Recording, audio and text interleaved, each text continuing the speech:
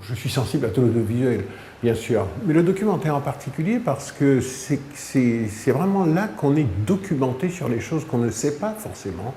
Ce sont toujours des aventures humaines. Et même ça nous apprend toujours quelque chose et ça sera toujours à nous de faire un petit peu la part de ces choses. Qu'est-ce que nous allons en tirer? Est-ce que ça nous apporte quelque chose en ce qui concerne l'émotion, en ce qui concerne la connaissance, etc.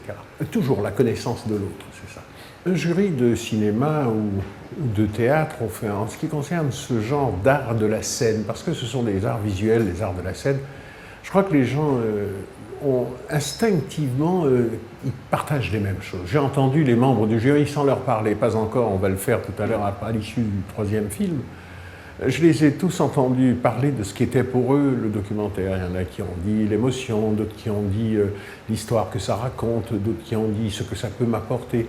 Et je crois que quelque part, c'est un petit peu tout ça que nous allons mettre ensemble, voir et analyser. Les arts visuels et les arts de la scène ne sont pas étrangers les uns des autres. La littérature non plus, ni même la peinture ou le patrimoine matériel immatériel. Donc il était tout à fait naturel que, pour moi, les festivals où l'art, ce sont toujours des aventures humaines.